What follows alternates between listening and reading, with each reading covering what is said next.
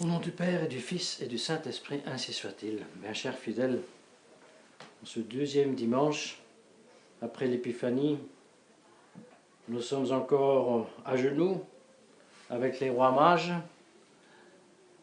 en spectateurs de ce grand moment de l'Épiphanie, justement, là, Dieu qui se révèle en tant que tel, ou l'homme qui se révèle être Dieu, mais pas l'homme avec la H majuscule, mais cet homme-ci, irrépétiblement unique, qui est le Fils de la très sainte Vierge Marie, notre Seigneur Jésus-Christ, et bien qui se manifeste Dieu. Et tandis que dans sa vie publique, il le fait exclusivement auprès de son propre peuple, même il donne l'ordre de ne pas aller en dehors de ce propre peuple, avant encore de parler, avant encore d'avoir l'usage de la parole, avant encore de se manifester à 12 ans dans le temple, où il manifestera aux prêtres, aux scribes, aux pharisiens, sa grande science, eh bien, avant tout cela, il veut se révéler à la prémisse des païens, des gentils qui se convertissent à notre Seigneur Jésus-Christ, et ce sont les rois mages. De même, il commence à se révéler à son propre peuple en deux grandes occasions. D'une part, les noces de Cana, et de l'autre part, nous le savons bien, au moment de son baptême, lorsque Dieu le Père manifeste que ce Fils, que cet homme c'est son Fils, en lequel il se complaît. Et donc, comme à travers la voix du Père, aux noces de Canaan, à travers le signe du miracle, le premier miracle, il manifeste sa divinité, parce qu'il manifeste être dominus absolu sur la matière, à tel point que ce que la nature ne peut pas faire, la nature ne peut pas passer d'un genre à l'autre, d'une espèce à l'autre, eh bien, le Créateur peut le faire. De l'eau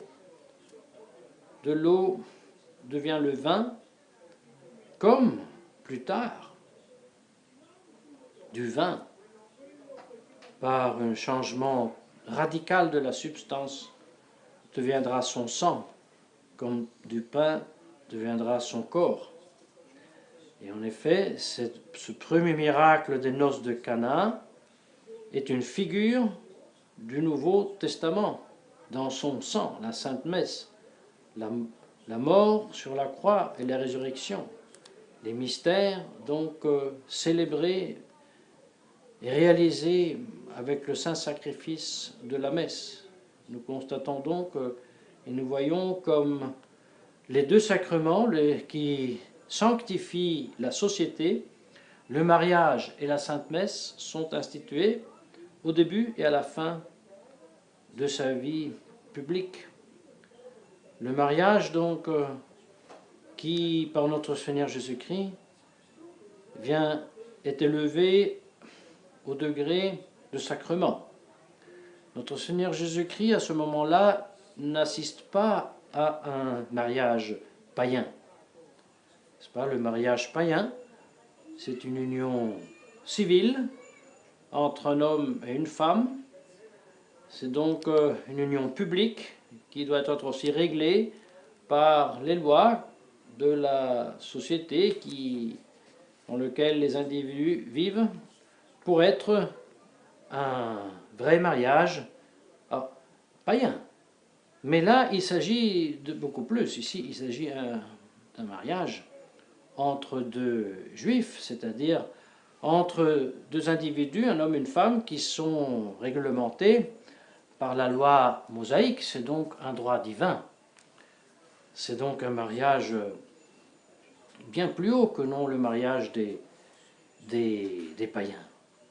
Et c'est ce mariage, avec son lien indissoluble, que Jésus-Christ élève à la grâce élève au niveau des sacrements.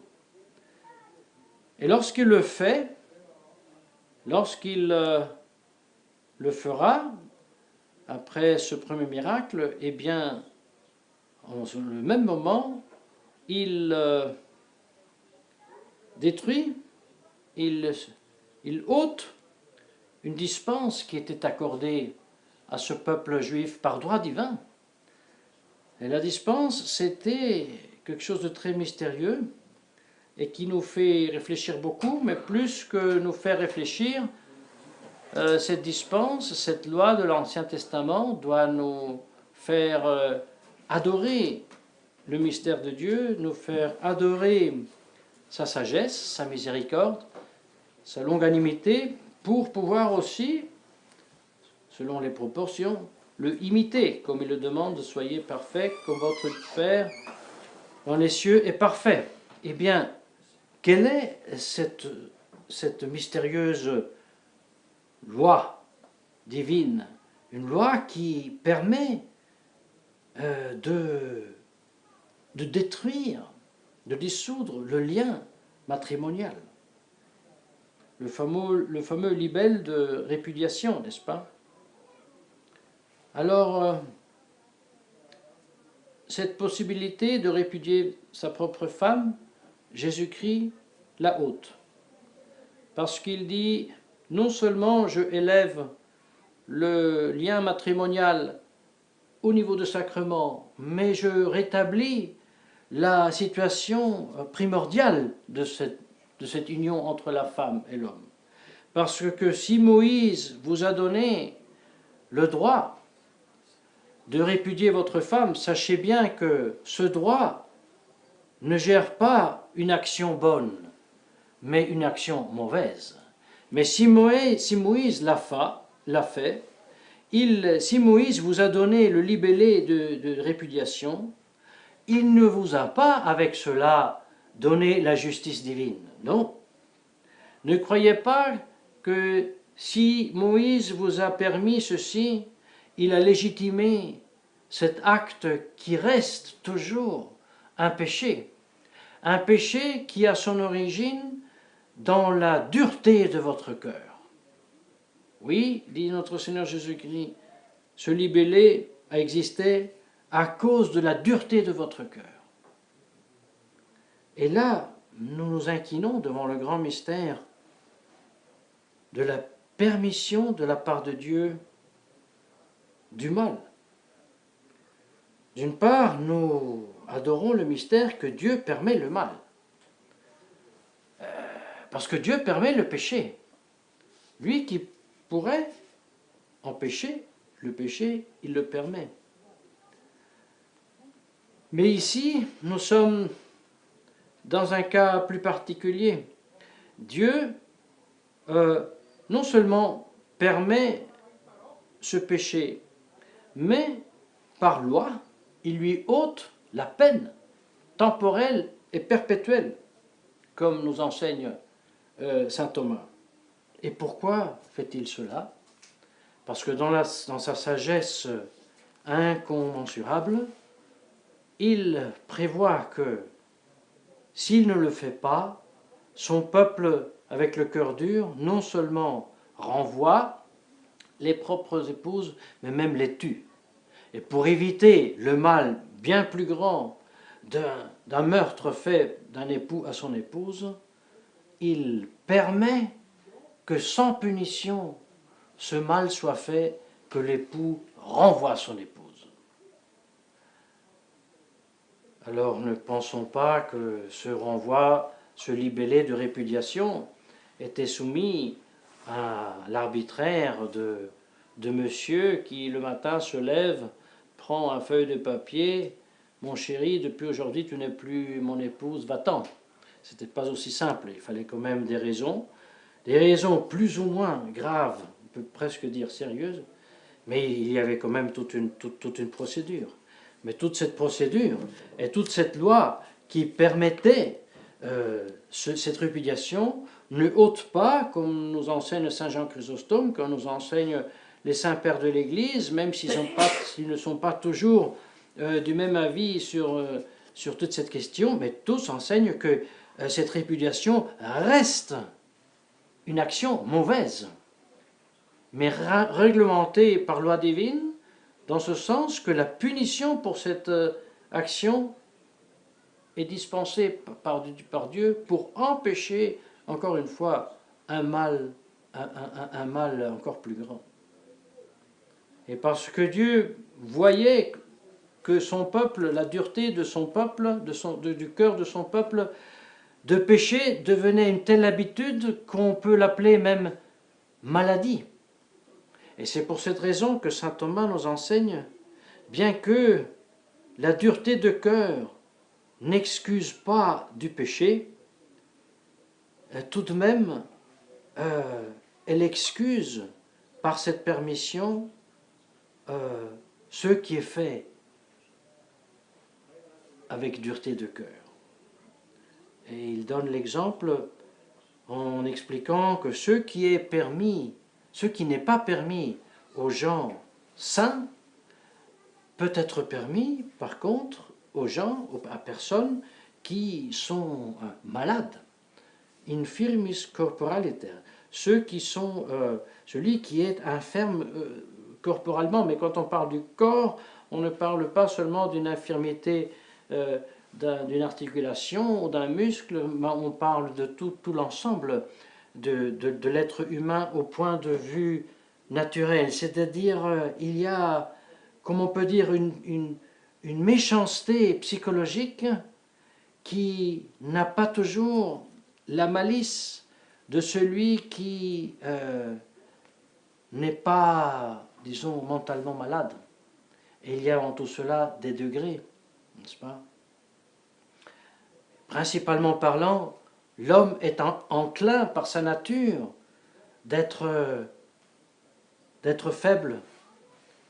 Il n'est pas aussi infalliblement décidé comme les anges. C'est pour cela, Adam et Ève, même s'ils étaient dans l'état de parfaite intégrité, avant le péché originel, quand même, il y avait la possibilité de les tromper. Et cette possibilité, disons, cette faiblesse, dans le sens que la nature humaine est plus faible que l'angélique, la nature angélique, fait si que Dieu a voulu racheter le genre humain, mais non pas les anges déchus. Oui, alors une analogie pour dire que nous qui jugeons le prochain, faisons bien attention. Jugeons les faits, oui. Un fou qui tue a tué, mais puisqu'il est fou, il est dispensé de la peine, il ne va pas en tôle. Eh bien, pas tout le monde est fou, mais il y a de plus en plus de personnes qui, à la folie, s'approchent beaucoup, sous apparence de personnes parfaitement sereines. Et il faut bien dire, de ces temps-ci, c'est un phénomène assez fréquent, peut-être aussi dans nos milieux, et pour cela, les recommandations de la part de saint Paul, supportez-vous les uns les autres avec beaucoup de patience. Ce sont des litanies qui ne finissent plus, lorsqu'comme aujourd'hui, il nous suggère d'être plein de charité, de miséricorde les uns vers les autres, et justement pour cela, parce que Dieu est plein de charité et de miséricorde, tout d'abord avec son peuple élu qui s'est endurci dans son cœur, comme avec tout le genre humain qui était déjà perdu avec le péché originel et qui s'était figé dans un état d'inimitié, de haine de Dieu. Eh bien sa miséricorde était telle qu'il a simplement voulu effacer ce péché. Mais voyez la différence de la religion du Concile Vatican II que nous avions examiné dimanche dernier. Dieu efface le péché, mais le péché est effacé après qu'il est expié.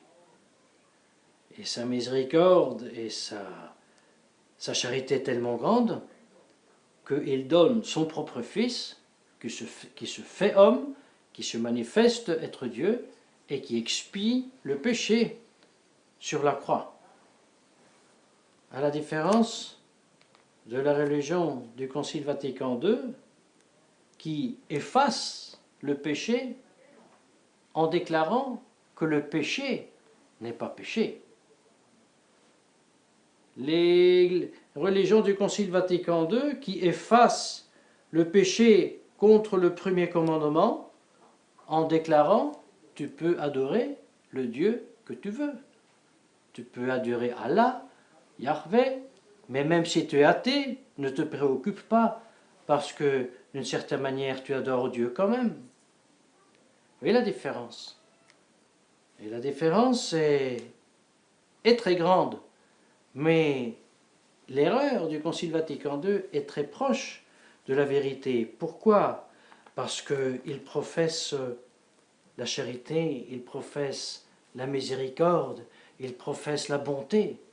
Or, Dieu est charité, est miséricorde, est bonté. Mais la différence, c'est que Dieu, dans toute sa miséricorde, dans toute sa condescendance, ôte la peine au péché de la dureté du cœur de son peuple qui renvoie malicieusement sa femme. Oui, mais on peut dire bien plus. Ôte le péché du genre humain qui s'est révolté contre lui en Adam et Ève. Oui, mais voyez, Dieu est miséricordieux, mais il est vrai. Et donc Dieu me pardonne tous les péchés, mais sauf celui contre l'Esprit Saint, quand je le nie lui-même. Alors, je me mets moi-même dans l'impossibilité, parce que Dieu ne peut pas nier soi-même. Dieu, par condescendance, peut, oui, me ôter la peine pour la femme que je chasse avec dureté de cœur. Mais Dieu ne peut pas me ôter le commandement de l'adorer comme Dieu. Dieu ne peut pas dire « tu n'as pas besoin de me adorer comme Dieu ». Il ne le peut pas dire. Dieu ne peut pas dire « mais puisque tu es faible, sache que moi je ne suis pas Dieu, mais le veau d'or est Dieu ». Dieu ne peut pas dire « puisque tu es faible, sache que Allah est Dieu et pas moi ». Or, c'est bien ce qu'enseigne le Concile Vatican II. Les pauvres musulmans, les pauvres bouddhistes, les pauvres juifs, ils ne savent pas. Donc, quand ils prient Dieu. Non.